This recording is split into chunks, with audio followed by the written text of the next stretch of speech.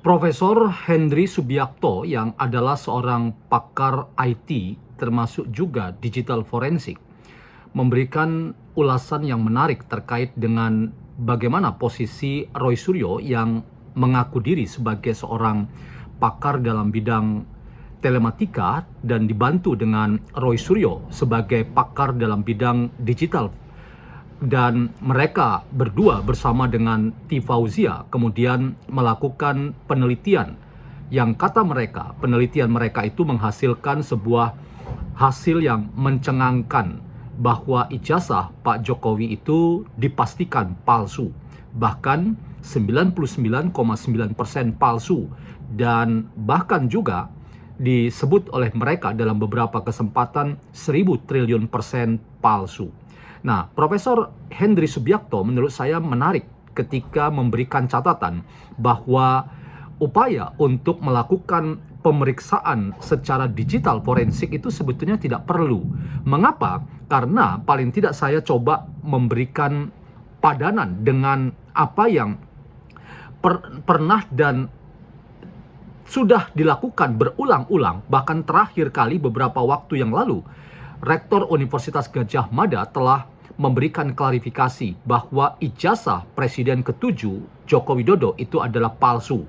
Persoalan nama pembimbing skripsi Ahmad Sumitro yang memakai SO dan SU itu tidak ada masalahnya, dan itu dianggap sah kedua-duanya, SOE dan SU, untuk menulis Soemitro dan Sumitro, termasuk Jokowi yang berfoto di ijazahnya berkacamata. Mengapa? Karena di tahun itu ada regulasi yang pernah dikeluarkan oleh wakil rektor yang mengatakan asal tidak kacamata hitam, maka kacamata bagi mahasiswa dibolehkan untuk berfoto dan dipasang di ijazah mereka. Nah, kali ini saya ingin membincang pernyataan Profesor Henry Subiakto yang penting sekali untuk mengaitkan pernyataan Rektor Ova Emilia Universitas Gadjah Mada dengan usaha sejumlah pihak, Roy Suryo dan kawan-kawan, untuk membuktikan ijazah Jokowi itu sebagai palsu.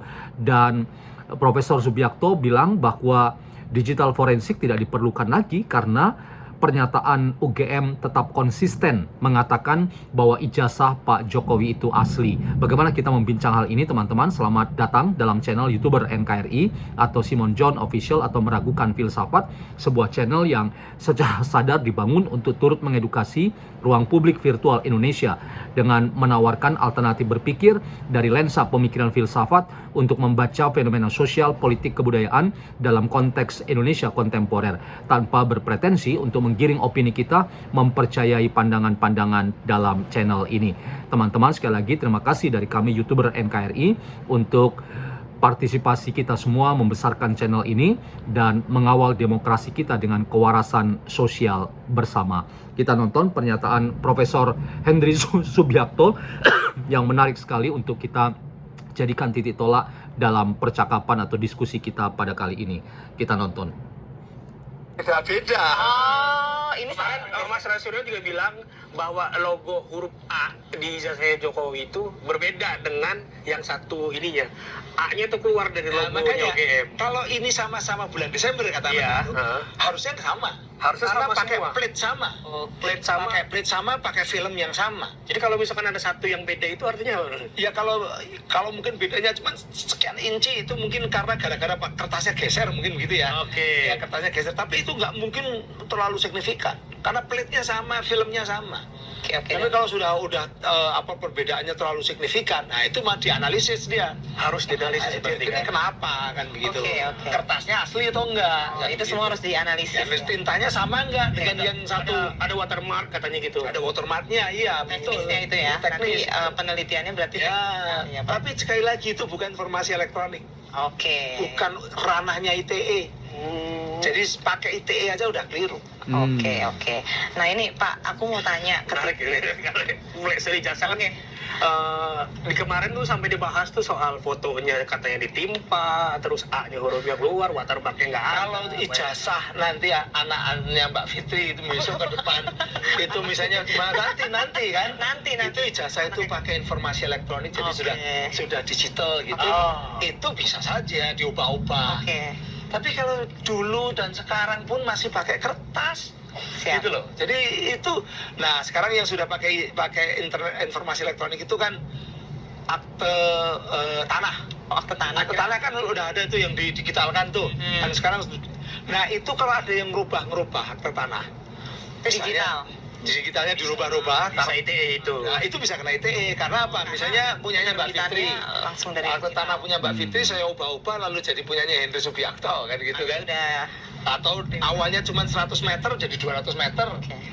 Itu bisa merugikan orang lain kan gitu. Nah, itulah makanya dilarang. Ada kerugian, ada transaksi kerugian gitu ya. Karena itu properti gitu ya. Oke Pak, saya mau nanya dari sisi Bapak kan katanya mau jadi ahlinya Roy Suryo nih.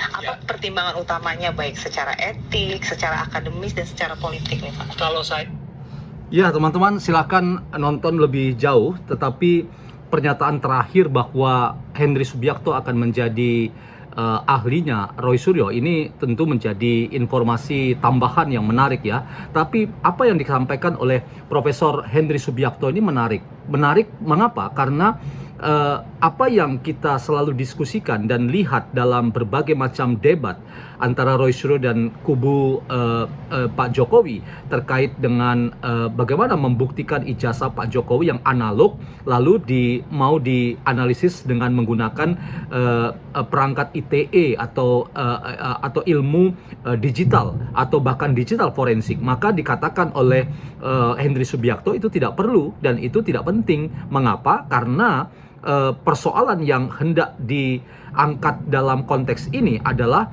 bahwa ijazah Jokowi itu yang adalah analog itu jelas tegas dikatakan sudah clear sebagai data dengan berbagai macam pernyataan UGM yang tidak berubah bahwa Pak Jokowi itu memang masuk pada 1980 dan lulus 1985 dan menerima ijazah asli dari UGM.